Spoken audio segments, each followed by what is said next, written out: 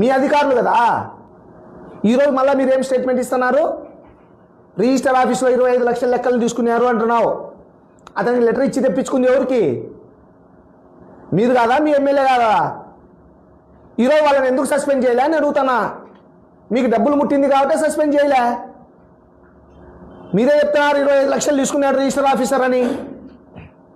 25 లక్షలు register officer తీసుకునేటప్పుడు అతని మీద మీరు ఎందుకు చర్యలు తీసుకోలే? ఎందుకు సిఫారసు చేయలే వరదరాజుల రెడ్డి? మీకెంత ముట్టింది అంటనా.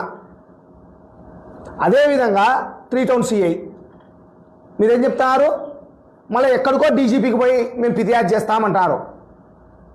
చంద్రబాబు నాయుడుకు ఫిర్యాదు చేయండి. ఎవరి మీద ఫిర్యాదు చేయాలా మీరు? సిఐ మీద కాదు చేయాల్సింది, వరదరాజుల రెడ్డి మీద ఫిర్యాదు చేయాలా మీరు.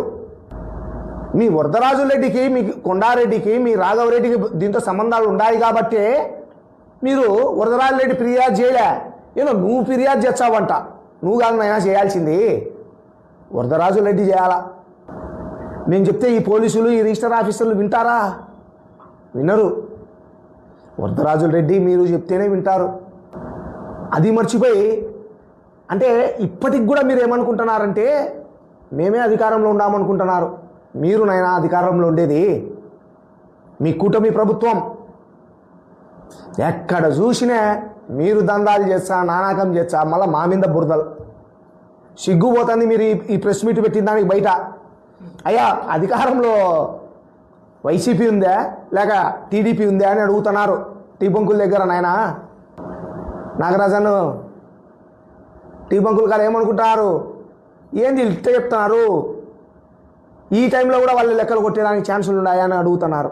గమనించుకోరు కొంచెం అన్నా నాగరాజన్న. దీంతో అన్ని దానికంటే ముఖ్యమైనది ఏంటంటే 15 రోజుల కాలం ఈ హజరయ్యను స్టేషన్కు ఇంటికి ప్రతిరోజు పిలిపించినారు పోలీసులు. పిలిపించినప్పుడు ఏదైనా ఒక నేరం జరిగితే ఆ నేరాన్ని జరిగినప్పుడు 15 రోజులు కానీ 20 రోజులు కానీ ఎట్లా ఇళ్ళకు పంపిస్తారు? మేము చెప్తే పంపిస్తారా? దీని వెనకాల ఎవరుండారు? ఈ ఇంటికి హజరయ్య పంపించేదానికి ముఖ్య ఉద్దేశం చెప్తా. ఈ హజరయ్య కుటుంబం సంబంధించిన వాళ్ళు మా ఎక్స్ఎమ్మెల్యే దగ్గరికి వచ్చినారు. ఇతన్ని స్టేషన్కి పట్టకపోయిన తర్వాత అప్పుడు మా భూమిరెడ్డి వంశీని మా ఎక్స్ఎమ్మెల్యే గారు స్టేషన్కి పోయి విషయం ఏందో కనుక్కొని రాపో అని చెప్పినాడు. ఉండే నిజం. వాళ్ళ కుటుంబ సభ్యులను అడిగినారు మా ఎక్స్ఎమ్మెల్యే గారు, ఏంది విషయము, ఎందుకు పట్టకపోయినారంటే ఏమో తెలియదు, పోలీసులు వచ్చినారు పిలిచకపోయినారు అని చెప్తే అప్పుడు భూమిరెడ్డి వంశీని పంపించినాడు. భూమిరెడ్డి వంశీ పోయి ఏం జరిగింది అని అక్కడ విచారిస్తే ఈ విధంగా తప్పు జరిగింది అని చెప్పినాడు. వాస్తవం. ఆ తప్పు జరిగినాక మా దగ్గరికి వాళ్ళు వచ్చినారు. మళ్ళా లేదు మీ వాంది తప్పు ఉంది, ఇంకా దీంట్లో మేమేం చేయలేము, మాకేం తెలియదు అని చెప్పినాం. చెప్పిన తర్వాత కథ మొదలైంది. ఇంకా ఎవరి దగ్గరికి పోయినాడు? వాళ్ళు కొండారెడ్డి దగ్గరికి, రాఘవరెడ్డి దగ్గరికి పోయినారు. రాఘవరెడ్డి ఫోన్ చేసిన తర్వాతనే ఈ అజయరయ్యను ఇంటికి పంపించినారు. 15 రోజులు రిమాండ్ పెట్టలే. 15 రోజులు ప్రతిరోజు తిప్పుకున్నారు. తప్పు జరిగినాక ఎందుకు రిమాండ్ పెట్టరు? మీ రాఘవరెడ్డి, వరదరాజుల రెడ్డి కొడుకు కొండారెడ్డి చెప్పిన దాన్నే 15 రోజుల వరకు తిప్పుకొని లాస్ట్లో రిమాండ్ పెట్టినారు ప్రెజర్ అయ్యి. దీంతో రాఘవరెడ్డికి ఎంత లెక్క ముట్టింది?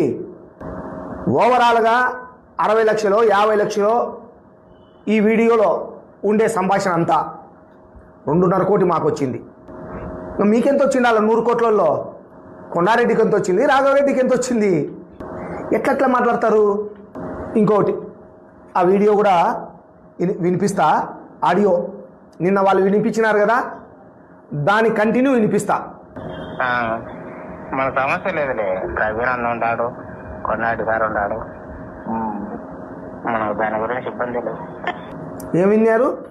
కొండారెడ్డి ఉన్నాడు నా ఎంటమ్మడి, నా వెనకాల ప్రవీణ్ అన్న ఉన్నాడు నా వెనకాల అని చెప్తున్నాడు. అంటే ఏమని? వాళ్ళు కూడా భాగస్వామిలే కదా ఈ 100 కోట్లలో. మాకు లెక్క ముట్టింది అంటే వీళ్ళకు ముట్టినట్టే. మాది నిజమైతే ఇది నిజమే, ఇది నిజమైతే మాది నిజమే, మేము ఒప్పుకుంటున్నాం. అదే మనది సపరేట్ వాయిస్ కాదు. మీరు ఏదైతే ప్లే చేసి చూపించినారో దాన్ని కంటిన్యూటీ. తోక తొండం లేకోకుండా ప్రెస్ మీట్లు పెడితే మీకే కాదు వాయిస్ ఓవర్లు వచ్చేది, మాకు వస్తాయి.